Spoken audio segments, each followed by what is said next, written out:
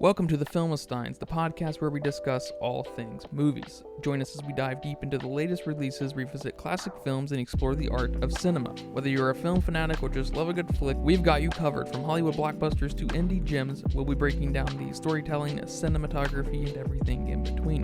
So grab some popcorn, sit back, and get ready for some cinematic magic. If you like what you hear, please consider subscribing to our Patreon at patreon.com/filmistines. We offer tiers at the $1, $5, and $20 level, where the $20 tier grants the ability to request films for future episodes. This is the Filmistines, where movies are more than just entertainment, they're an experience. So welcome back to another episode of the Filmistines. I'm going to start numbering these soon, so get ready to feel like you've done a lot of work. We have an interesting episode today. Is it our first proper horror movie? I think it might be. Oh. I'm joined today by Lucifer. How are you doing today, Lucifer? Yeah, I'm good. Raping babies, possessing everybody. Yep, good day for possession Fridays. How many exorcisms have you survived? Because you kind of come back, I guess, if they get you, right? You just recycle. Do you come back? As Lucifer, I assume you do. Well, yes, I come back for sure. I don't know about my buddies. I don't know if they come back, Your but homies. I come back. Maybe they get a second chance in heaven, and that's how they deal with them. Yeah, I'm not sure. Try to put them in prison, heaven prison. Because they're like technically fallen angels, right? That's what they said. Yeah. So, are you not fallen anymore? Are you now an angel? It's probably some kind of reformation thing going on where initially there was no like punishment or consequences other than going to hell. You know, you fall an angel, you make bad decisions or whatever as an angel, and you become a fallen angel. You join Lucifer, you join my co-host in hell doing your hellish things. But if you're so bad, you keep fucking around on earth and possessing people, Jesus is just like, what the fuck? Or whoever's judging you, I guess, is like, what the fuck? So, like, you know, kind of like they do in, you know, here on earth, they reform their old ideas and constitution, and then they're like, all right, I guess we're going to introduce a judicial system here too, and we're going to put your ass in prison and see if you learn. And then if you don't, maybe they send you to hell. And then maybe even in hell, Lucifer's like, what the fuck? Why are you fucking around? Yep. And then he's like, all right, you're going to be in prison down here too, or wherever hell is. I could see that. I could see that. You know what I mean? Prison hell. So today we're covering the very new Russell Crowe film. He didn't direct it, but he's the lead. The Pope's Exorcist. The Pope's Exorcist. Did you expect that? Did you expect to watch this movie? No, I didn't expect to watch it. Yeah. Well, I did because, you know, we're not on a horror kick, but we're on a horror adventure. Yeah, and I don't like it when one gets by the goalie with horror. And this, would this have been a sneaky one? I'm not sure. If I would have missed this one, I don't know if it would have been a big deal. But I'm glad I watched it. I'm glad it exists. It was a fun movie. Yeah. It's probably one of the funnest horror movies I've come across in a while. Most horror movies are kind of serious. They're kind of serious. Yeah. And that's a good way to put it. And this one was a little like, it was like so serious that it, you know, started to become campy and even video gamey, or like, you know, kind of Mission Impossible-y, you know, just like almost spy, almost actiony. Yeah. Yeah. I was just like, I can't believe where this is going, but this is awesome. You know, metal is the only way to describe this movie. This is probably the most metal Exorcist movie I've ever seen. And I'm glad they owned it, and they owned this movie. They delivered in every way. Yeah, so I'm actually mildly impressed with this movie. What are your high-level thoughts? I liked it a lot. Is it my favorite demonic possession movie? I don't think so. I think there's better demons out there. Better possession victims, I guess. Yeah, it wasn't crazy about the victim here. But, but Russell Crowe, man, he's a killer. Dude. He was a killer, and I do love the little fun, you know, elements they made. What is he, the priest? They made him have. He's kind of trying to have fun with his life, and not take things so seriously, even something as what should be the ultimate seriousness. Yeah, at least from his perspective. Yeah, from his the perspective. Vatican's perspective. Yes. Yeah. And he's not. He's just like, all right, let's do this, and let's, be light and fun about it, because that's what the demon's gonna hate. So I like that. I think that was a fun twist that you don't see. I mean, honestly, in any of the ones I can think of, I've never seen a priest so lighthearted. I've never seen a priest so smart and so well written. Yeah. That's probably the most impressive part about this movie is the priests let in a real lecture style piece of advice about the demons that they don't even have in their mind. They don't have the concept of what suffering is, and so you can just blow that up into the whole human condition, and that they don't understand things like humor and stuff, and they don't understand. It's almost like they're like a 2-year-old, and they don't know how to deal with these like emotions that they're like feeling and not feeling at the same time, and they're just kind of lashing out and not very emotionally kind of coherent. Yeah. I like that a lot.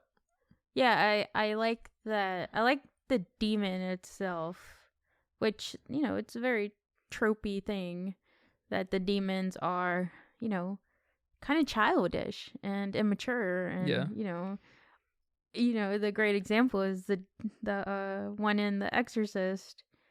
Whatever he says, what does he say? He says all kinds of stuff. Yeah, he says like some really rude. Says, your mother sucks cock in hell. That's my favorite line. Yes. And then this demon's all about fucking you too. Fucking the priest. Let's fuck some priests. And like he grabs his mom's like breast. Oh yeah. He's like, I wanna, suck your boob. I don't know what he says. It's awesome. Yeah, and like you never breastfed me, mom. Yeah. I'm like, oh my god, this demon's insane. And I like that they kept that. I like that they kept that kind of trope with the demons being. I haven't seen a demon go so hard in a while. True. Like Reagan's demon from The Exorcist. True. I can't remember. I'm not super knowledgeable on the possession, Exorcist horror, movies and stuff. I'm not. They're usually super low budget, and not that that's a problem, but they sneak past me real quick. Yeah. And so I have got to be recommended them basically, because there's a lot of them. But I've never seen a demon on this level. I know. One thing I really liked, small little detail, is we heard the demon talking to Gabriella, that's Russell Crowe's character, talking to him when he wasn't around. Like when he was down in the catacombs, he was being spoken to by the demon dude. I really liked that we didn't have to be in the same room for that communication to happen, and I thought that was really fun. I didn't know, and I don't know if it's true that the Vatican had a chief exorcist. Is that true? Or is that something that was solely made up in the film? That's totally true. That's awesome. Yeah, this dude's real. No, I knew he was real. I didn't know that position was real. Yeah. Like, I'm the chief exorcist of the Vatican. I'm like, what? No way. That's not a real title. I just thought that was funny. Yeah, I like that the other bishops were like, we're kind of real into science now, and so we don't really know if we have a job opening for you anymore. But that was really funny. I mean, there's a lot of funny bits that aren't in your possession movies. Yeah, absolutely. So I like that new take. And I think that's just a product of, I can see it kind of being difficult to find a sense of humor and writing something so schlocky normally, but they got some writing chops on this. I don't know who wrote this movie. I didn't even look it up who directed it, actually. Oh, his name is Julius Avery. Written by Michael Petroni and Evan Spiliotopoulos. It's quite the name. That is quite the name. What is it? Italian? Greek. So pretty close. All right. But the funny elements, the fun elements, it's a new perspective in this kind of genre. And I don't think they overdid it. Like, the first thing that comes to mind with overdone, bad, just comedy, forced comedy is Marvel. And especially the latest Marvel. And it's so cringe, and it's just I like Marvel, but just some of the humor is just like, okay, we're serious right now. No need for a joke right here. And I think they did this very well, trying to insert some of the lightness to it. Yeah, it's hard to differentiate between him, Russell Crowe, really just embodying the character versus it just being well written. But I don't think I've ever seen a priest so smart and like so, I don't know, like understanding of the situation and knowing what to do. You know? Yeah. He felt very, he didn't feel powerful or anything, but he felt very in control on an intellectual level. Yeah. You know? Yeah. It never really felt like the demon, which is maybe you could say a mark against them, against the film, but I wouldn't. But it never felt like the demon really had Gabriella where he wanted him. It always did seem like Gabriella was in, a couple moves ahead. I mean, I guess even at the end, which we can talk about. But I guess first I want to talk about is, what did you think about these kids? These kid actors. That was that boy's first movie. Oh, wow. Okay. Honestly, I think they were okay. I think they're fine. They didn't bother you? They didn't bother me. The only person that bothered me was the mom. The mom bothered you? I think the mom was just, she wasn't cutting it for me. She was a little too bland. Yeah, she was a little flat, wasn't she? She was very flat. And I'm just like, your kid is possessed. Freak out. Like, come on. There were a couple scenes where, she didn't give me the drama I needed. She didn't give me the emotion I needed her to give me. Yeah, she was flat. She was very flat. Very flat. I mean, I guess performance-wise, she was the worst. Yeah. I didn't like the kid's performance, but it also was like hardly a performance because it was all voiceover. Mm-hmm. And so like he was just like mouthing stuff and like, yeah, getting that job done with a little bit of CG here and there.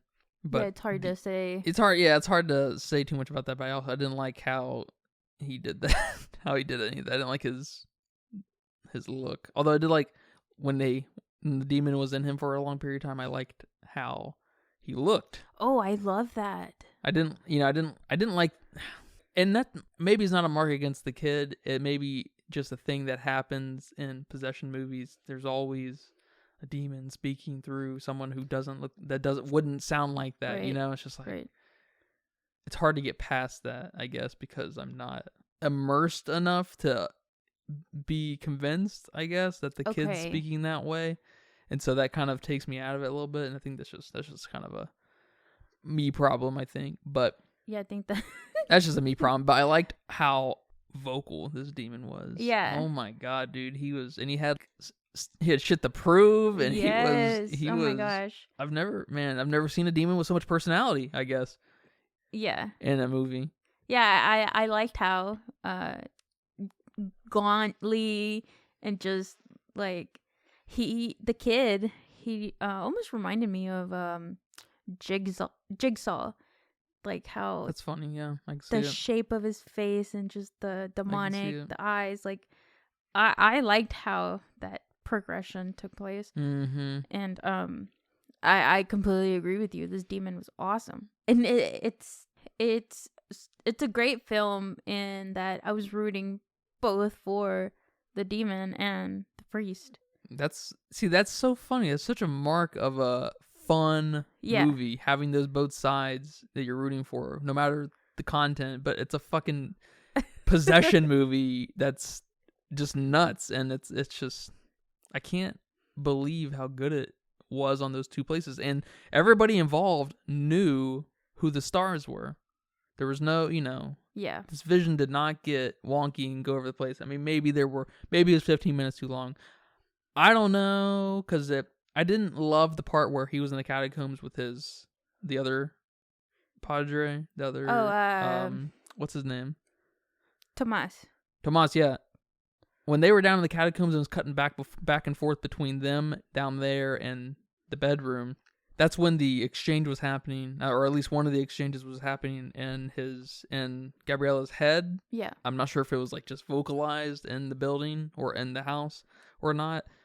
I'm not sure if Tomas was hearing that. I'm not sure either. Yeah, so, but we wouldn't have had that, but I didn't like that back and forth very much. That kind of, I don't know what it was about that. I don't know if it was just, I don't know, maybe it's just my mind wanting to stick with Gabriella down in the catacombs and not that bedroom. I'm not sure why I did not, that was taking me out of it. Not in a too bad of a way, but you know what I mean? Did you feel anything? Yeah, just throwing you off a little during bit. that moment? That was the only time that I'm like, ugh. Stick with one of them, for a little bit longer or something. Maybe the cuts were happening too quickly. It was just... Maybe. I'm not sure exactly what was happening there. Maybe it was an editing problem. I'd have to rewatch it and think about it. Yeah, for me, it was more of a anticipation. Like, okay, let's go to this side. Oh, no, let's go to that side. Okay, what's gonna happen? Yeah. So it got you. You were anticipated. I was anticipating. Suspense was building. It was building some suspense. That's good. That's good. One shot I really liked in this movie. Super brief. He was walking through maybe the Vatican to check out the boys' records. Yeah. And the camera was like following him across like the different aisles of books and stuff and everything. And he was like on the top level and stuff. And it was like the camera was kind of eye level and was following his pace of walking. You know what I'm talking about? Yeah, I know what you're talking about. That shot was awesome. It reminded me of like, you know how in some shows and movies you'll see basically the camera go through the wall. Because the walls, the wall can be broken down, and so the camera can literally follow someone. It looked kind of like that to me because it was so eye level and so perfectly straight. Really liked that shot. Although it was on the second floor, there was a balcony. There was no wall breaking. Yeah. Kind of thing. But it looked really neat. I liked that. I liked his friend too. His high bishop friend. In the red. Oh, I don't remember who got his promoted. Name. I don't remember his name either. I loved the beginning. What happened at the beginning? In the beginning, when they went to visit that man that was possessed, and they brought in the pig, and he's like taunting the demon. He's like, "Oh, you're so powerful, and you can possess anybody you want. Possess this pig right here." And the demon's like, "Hell yeah, I can possess this pig right here." And then he possesses, boom, they shoot the pig, and I'm like, that looked great too. Awesome. I don't know if any pigs were harmed in the making of this, but that shot it may have been just quick enough for me to not think about it too long. But God, that shot on the pig, the shooting of the pig was so good. I loved that. Yeah. I was like, okay, this is how we're starting. Okay, awesome. Talk about like a mood setter. That's probably one of the best. For this type of movie, this is probably the best intro I've ever seen in one of these. Yes, I agree. I loved that. I love that whole bit. It was awesome. Yeah, that was awesome. And then they bring it back up. Or the demon brings it up later. Yeah. I don't think it's the same demon, but I mean, I guess it's definitely not the same demon. It is the same demon. No, I think that demon was released out of that house. Oh, okay. They sounded similar. Because he's like, "Bring me the priest." I understood him as being the same demon. Maybe that's just me. Yeah, I don't think it was, but he did say, "Bring me the priest." But I think he also. And then when they brought him Tomas, he was like, "That's the wrong priest." I think he was talking about whoever is like the chief priest, chief pope priest. See, I thought it was, I want that motherfucker that tricked me. Yeah, I think there was less of it was less personal and them trying to take over the Vatican, like they did. Remember, because that was like what the story was about. Yeah. With I just thought he was doing both. Yeah, I don't, because it did seem like it was a little personal. Yeah. But he's like, piggy. Is that a loophole happening here? Because they did kind of make it seem like he came out of the house though. He was trapped there. They spent a lot of time there on that point. You know what I'm saying? That's true, because that's a good point. The first explosion was. Yeah, I think he was trapped there. Yeah. And then the priest is just thinking about his previous exorcisms and stuff. Mm-hmm. And he's using that against him. Like, because remember in the beginning, he even said that wasn't a demon. That was just a mentally disturbed person. Yeah. So although the pig did kind of get weird, but maybe that just was because of the yelling too. Yeah, I don't know. Yeah, but that's fun. Fun either way. Yeah. I'm not sure about the loophole though. Yeah, I think that. I thought it was the same demon. Well, yeah. I mean, even if I keep thinking it's the same demon, it's still. Either way, it's fun. It's still fun. Either way, it's fun. I got 2 favorite scenes. Oh, you got 2 favorite scenes? What are they? The first scene is when Amy bites her mom. when she bites her hand. Yeah. You know, Amy's possessed and she's killing her mom. Yeah. And then I don't think I've ever seen 2 possessions. I know. At the same time. Yes, that was awesome. That was awesome. That was so awesome. And, you know, the mom's like, oh, you know, I love you. You're my daughter, blah, blah, blah. And she puts her hand on her face to, like, caress her. And this is me, you know, the moment where I'm like, oh my gosh, mother's love is going to snap Amy out of this possession. No. He bites the shit out of her hand. And I'm like, oh my God, I love this. Yeah, that never really went anywhere, did it? The mother's love. Yes. That was like, that's kind of a meta funny level thing because he said it. He was like, a mother's love is the closest thing to God's love. And then she tried it and it didn't work at all. Literally. And it's like, it's just there to comfort her, you know, but she actually tried to use it. I know. And she's never going to use it again. I love that so much because, you know, and that's also partially me thinking, oh, this is the motherly love scene that, you know, gets her child back. Yeah, that's funny. And no, she bites the shit out of her hand, and I'm like, oh my God, yes. What was the other scene? The other scene is when I don't know what happened to make the Pope, because you know how the Pope was sick and he was lying in the hospital. Yeah, that little B plot was a little weird. It was a little weird. I don't know what happened there, but I think it was when he guessed the demon's name when he was reading all that stuff. Yeah, and the Pope just like starts vomiting blood and he shoots it at Sullivan. Oh, that was good. Yeah, that was good. I like that. Remember, the Pope was also reading that thing that was hidden, that little note that was hidden in that book, and then after he read that, he like he got sick or whatever. But I don't know what caused him to throw up.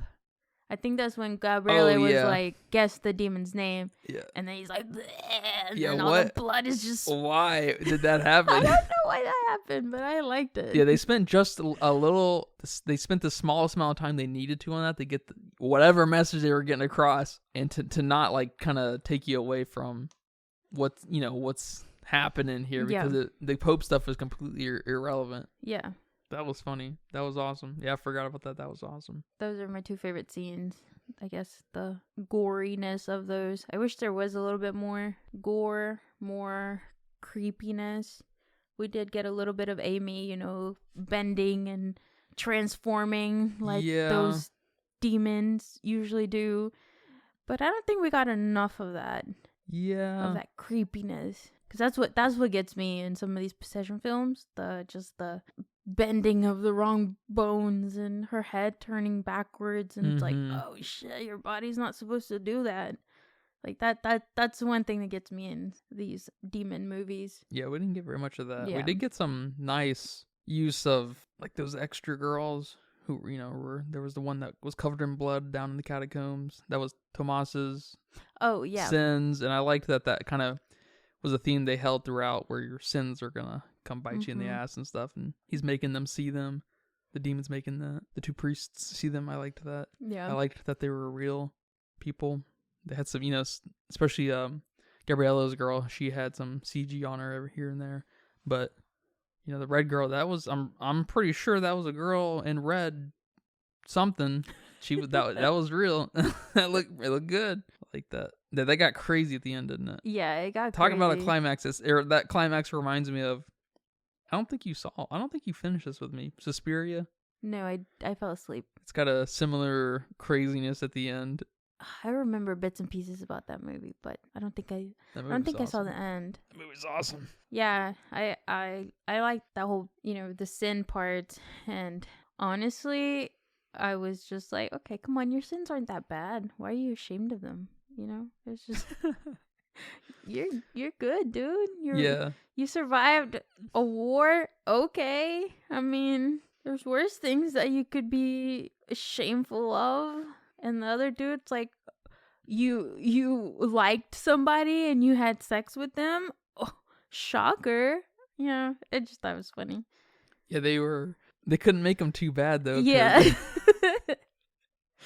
Like, oh, my sins. It's like, oh, dude, dude, you good. It's kind of funny that you say that, because I was just saying that, you know, the emotional maturity of a demon sits around 2 years old, and that's a kind of an immature thing to be hung up on. The Tomas's sins at least. I guess at least Gabriella's sins are, well, not really sins, but things that kind of make him feel guilty are very real. And that's true. Or I guess they're both real, not because you have the survivor's guilt kind of disorder, I guess, and that's very real. And then the girl that committed suicide, Rosario, whatever her name was, that committed suicide in front of him. Like, all right, but yeah, Tomas's was like, nah, dude, come on. You good, my friend. You good. Another thing I liked about the film was that he explained why Henry got possessed. He talks about how the demons possess somebody who's been through trauma. And that's what I'm saying. I've never seen a priest so smart. Yeah. And then what I really like though is that the mom is like, okay, his dad died. And then when they take him to the doctor after he has, the seizure, the doctor's like, did anything traumatic happen recently? And she's like, yeah, his dad died. And they're like, oh, okay, well, yeah, that explains a lot. He needs to see a psychiatrist. And then, the priest also asks, did he experience anything traumatic recently? And she's like, yeah, the dad died. And he's like, but, in order for the demon to have gotten him, he needs to have experienced something like so traumatic. And then she's like, well, they were in a car accident. He saw his dad get impaled. And I'm like, oh shit, yeah, that'll do it. Because at first I was like, come on, kid. I mean, yeah, your dad dies. That's sad. I know. But a lot of people's parents die. Yeah, it's a little bit different if your dad just dies versus seeing him impaled through the fucking head. Yeah, and you're sitting in the back seat. Yes, so when that got explained, I was like, oh, yeah. Poor kid. See, that's a mark of good writing, bringing that up multiple times. Yes. Genius. It's just genius. It helps build. It's just, how hard is it to make like a high-functioning film? This is not the greatest film ever made by any stretch of the imagination, but god damn. Yeah. These people are filmmakers. Yeah. Why can't we get these people on Peter Pan? Why can't we get these people on Scream? I mean, Scream was okay. It was pretty vanilla and, risk averse, but man, I'm impressed.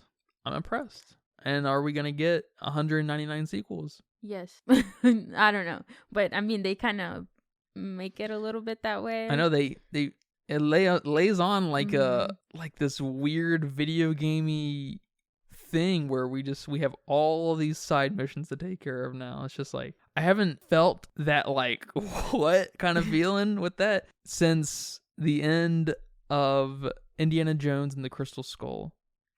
They have a similar thing where I think it might be at the beginning where Indy is getting ready for his mission and he goes to this like bunker warehouse type thing, and there's all these like crates that encase like highly conspiratorial secret things, and there's just, what I'm talking about? You haven't seen that? And the warehouse is like 10 times, 20 times bigger than Walmart, and it's just, your eye can't see how far back it goes if you're looking forward. And it's just like, just the sense of wonder that happens there that only, that it's just not, I don't see that anywhere in film. I don't think it should be everywhere or anything, but it's just like, just that, I don't know what it is about just the quantity of that thing, and we got to handle all this shit. It's just like crazy. I mean, I guess you could maybe experience a similar thing like at a Amazon warehouse where everything's shelved away and everything, and I've never seen anything like that in real life, but you know what I'm saying? Yeah. Like, I get that feeling. The only thing I get that feeling with is video games normally, and that being with, when I look at like skill trees, or when I look at the number of side missions, or when I look at enemy variety, it's just like, it just builds this weird sense of wonder and possibility. And I think in the movie that really screams at like the Conjuring series, because they're super famous for handling all these cases. Gabriella Amorth could, I guess for one, he's in Europe, right? He's the European Ed and Lorraine. Around the same time, I guess, too. He's like way smarter than them. He's so much smarter than Ed and Lorraine. And it's funny you say The Conjuring, because I think I wouldn't put this film in my favorite possession films, in the sense of it got me, in the sense of I was scared and I covered my eyes like I did with Insidious. I covered my eyes, and I was afraid to walk to my car after work and I would just see red eyes. I mean, that movie got me. Did it really? Yeah, it got me. That's awesome. I don't know if I could watch it again without. We're gonna watch the sequel that comes out later this year.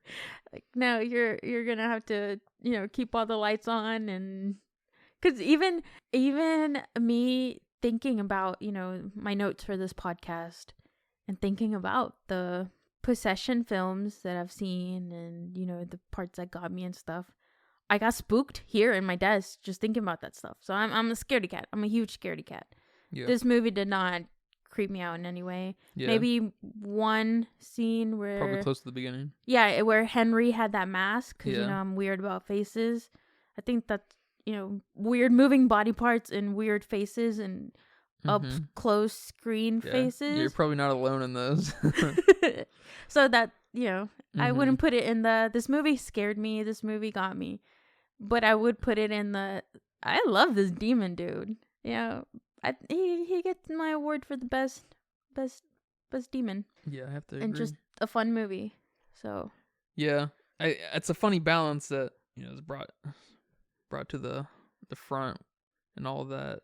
I don't know if you can have scary and just balls to the wall crazy. I think the only thing I can think about that's got a similar thing going as far as I don't think I've seen anything else like this. I've never seen a horror movie or whatever you want to call it so metal and not a horror movie, Yeah.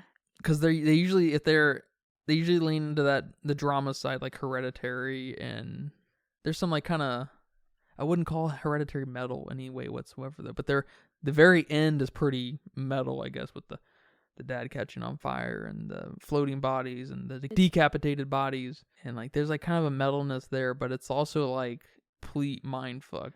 Yeah. It's like there's no mind fucking happening here. It's different. I guess that's just the campiness of this. I wouldn't call very many possession movies campy. I don't think campy's hard to define. I think, but yeah, I wouldn't either. And even with the Conjuring films, I like those a lot too. And some of those do get me too. Yeah, not bad. But they're not. And the most metal one there is The Nun, right? Yes. And it's one of the more fun ones too. Yes. Nun 2's come out this year as well. Oh my god. Saw that. That's awesome. That's actually a good maybe analog to this film. I haven't seen that in a little while, so I don't remember it really. But I like this style of horror movie. And it kind of reminds me of Final Destination with kind of being that element of fun. Final Destination is much more like anxiety building with everything you fucking walk around because everything's a death trap.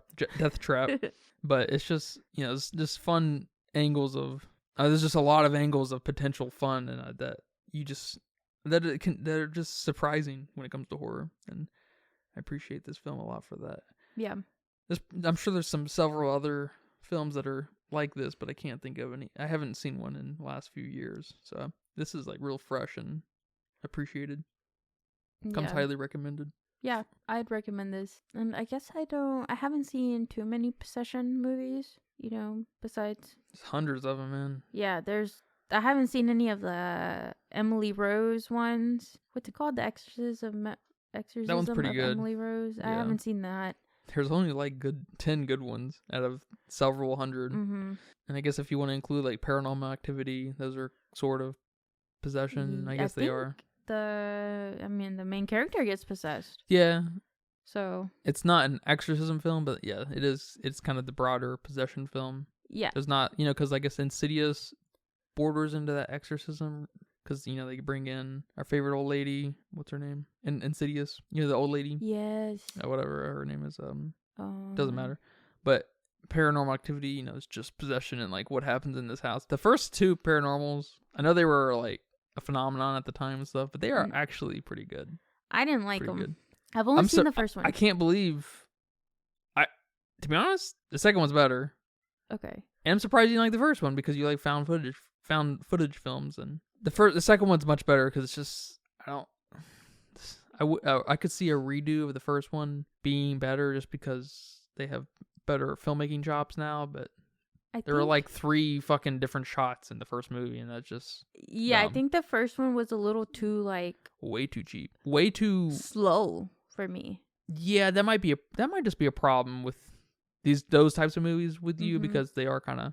They were just slow. They're kind of slow. I'm like, get on with it. Yeah, because they got to build it. And you gotta, those. I guess those are kind of the movies where you need to watch it by yourself, turn the lights off, headphones, maybe. Hell no. Those are that Paranormal Activity might fits into that. The later ones though are so bad. The later Paranormal Activity movies are so bad. There's more than 1 and 2. There's like 5, 5 or 6. Okay, yeah. I didn't know that. But you will never, ever, ever in the history of my life see you watching one by yourself. See me watching a scary movie by myself. No. With the lights off? No. Even with all the lights on. Yeah, with a bunch of space behind you too. Oh my god, no. I can't even do it when you're here. Like when we were watching this, remember? I thought you snapped your fingers close to my ear. I thought you were trying to scare me. Yeah. And you said no, and I'm like, what the heck? Because you know, the way you were sitting, like, you're kind of right. And I can't snap with my right hand. I was just like, okay, well, I'm already spooked, and it's not even a spooky movie. I'm gonna die today. So, I very guilty pleasure movies for me, but can't do it by yourself. Can't do it by myself. That's I cannot. Funny. Guilty pleasure. It's a guilty pleasure that requires company. Yeah. That's funny. Because like even when we saw, because I'm pretty sure we saw Scream 5 at the movie theater. Yeah. And any scary movie we've seen at the movie theater, just walking back to your car after seeing that, spooked. I have this like weird feeling in my belly. So I wish I had that. Oh no. I don't even know why I like horror movies. I don't get spooked at all. I haven't been spooked in decades, man. Oh my god. I haven't been spooked since I overcame my fear with Chucky. Oh, that's funny. Maybe 18 years ago. Because I told you I tried to watch Chucky. It was several Halloweens ago, maybe like four Halloweens ago. You tried to watch the third one. No, Child's Bride. Child's Bride, yeah. Yes, I tried to watch that one. I was like, you know what? I'm gonna watch this movie while I hand out candy to these little kids. You know, watch this spooky movie. It's Halloween. I could not do it. I turned it on for 10 minutes. I was like, nope, done. Nope. That's hilarious. I think I put on like Frozen or just something happy. That's funny. That's one of the sillier Chucky movies too, which is hilarious. I don't know if I've seen them all, but yeah, I think the first Chucky is probably the spookiest. And we watched it recently. It's not spooky anymore, is it? No. After you just kind of embrace what it is, it's all of a sudden kind of a comedy. And then my point is I can't do it by myself. I just can't. I don't know. I just can't do it by myself. That's funny. It's one of those things. If you did, you would kill it in you, I guess, like I did. I don't think so. I think I'd get more scared. You think you get more scared? Oh, heck yes. Dang. So I was just never scared enough to begin with. I got out of it. Yeah, you weren't. I don't know. I don't know what it is. If it's just some sort of ignorance or naiveness. Yeah, I don't know. I don't know, but I definitely got that, and I can't do it. I'm envious, man. That's why I watch scary movies with you, so I can so I can live it vicariously through you. Because when Amy started morphing her body and doing all these weird angles, I started to pull the cover up because I was just getting ready, but nothing really happened. So I was like, oh, okay, we're good. Yeah, I'm glad. I guess speaking of that, I'm glad there wasn't an awful lot of shit flying around the room and stuff, because that's stupid. Give me some good writing, tell me this, let the demon say it wants to fuck the priest again, anything, that demon, man, is good stuff. That demon's probably my favorite demon out of every demon, and he's probably my favorite priest out of every priest I can think of as far as horror movies go. Yeah, I'll agree. I agree with you for sure. Agree with you about the demon. About the demon. Yeah, this is definitely awesome. A movie where the characters really hold it up. The writing too, especially with Russell Crowe's character Gabriella. Yeah, it's just so on point. I just can't believe it. I've never seen a priest who is so badass and not stupid, at the same time, because he's not too badass. Like if it was like a, I don't know, a John Wick priest, he'd be probably kind of stupid. But this dude's like, I got in the very beginning, I thought he said something that made me think that his faith is gonna be put on the chopping block, and that never happened. And I love it. I can't remember what he said, but he said something that made me feel that way, and not taking that in that direction just sticks with me. This movie's gonna stick with me. Okay, yeah. No, I mean, it's not. Yeah, again, it's not The Witch or Hereditary or whatever. House of a Thousand Corpses. I don't know, another horror movie, or even the Scream 5, which I loved a lot. Yeah. You're not even quite on that level, but I wish more movies. I wish this was the baseline for movies. You know, this would be a sick baseline. Just, you know, not everyone's written super tight, but we got a couple of great characters. We got a vision. You know, we deliver on everything, man, and we take it to places that you just, you know, maybe don't see coming. It's good stuff. Yeah. Good stuff. I'm impressed. I'm impressed too. I think it was definitely fresh. A sequel's been sort of announced. Not like, I don't know who's all attached to it, but I did see some kind of, so we'll be getting one more at the very least. You know, I thought that, I was going to bring this up.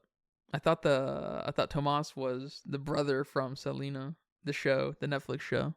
Oh my gosh. The whole time. And I was like, I just thought that, and I looked him up, and he's like the main guy in It Follows. Oh, I barely remember that. Yeah. Okay. I was like, he's also in Don't Breathe. Remember that? I love that movie. Yeah. That first one's pretty good. Yeah. That second one, not so much. Not so much. It's funny how that happens. Also, guilty pleasures of mine.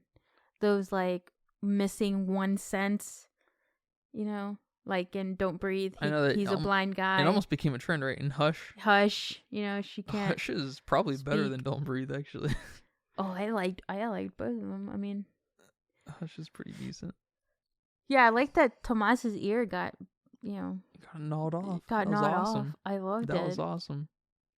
It's in the same as, like, you know, Amy biting her mom and the throw up scene. Like, yeah, they didn't pussy around anything. People got hurt. Yes. And they, you know, he was like constantly like, "You're all gonna die tonight." Yep. You know, no one's leaving this house. And they started like right away too. Like, no bullshitting around with Henry. Like, Henry got to the house, boom, possessed. Yeah. Awesome. Which I'm glad, because that I think I could tell that he wasn't gonna be able to deliver on anything. Oh, the kid? Yeah. Okay. Because not that it was his first movie, just, you know, maybe he would have surprised me, but I think they knew, and so they, you know, one thing led to the next, because they knew this kid wasn't an actor. In fact, he's a karate fighter. Oh. He is like the co-owner of several dojos and teaches people of all ages how to fight and stuff. Yeah. Wow. Yeah. Okay. Yeah, I mean, so, and he's a model in London. Oh. Which I guess you can kind of see the model. He's got a model kind of look. The sharpness. Yeah. Of the features. So. I mean, yeah, they're like, "Hey, kid, you know, you're traumatized, so you're not gonna talk." And then, oh yeah, that's right, he was mute. That was so intentional. Yeah, he must have not. Your only talking points are when you're mouthing the demon. What the demon says. I wonder why he got picked. Just a look, because he did have a interesting look, and then with the makeup on, he looked good. Yeah, he looked weird. I liked the eyes, the red around his eyes and stuff when the demon was in him. He looked good. Have you ever met anybody that's been possessed or has had an exorcism performed? My father. Your father? He had an exorcism performed on him? Yeah. A light exorcism. A light exorcism? Yeah. What is a light exorcism? Not like this one. That's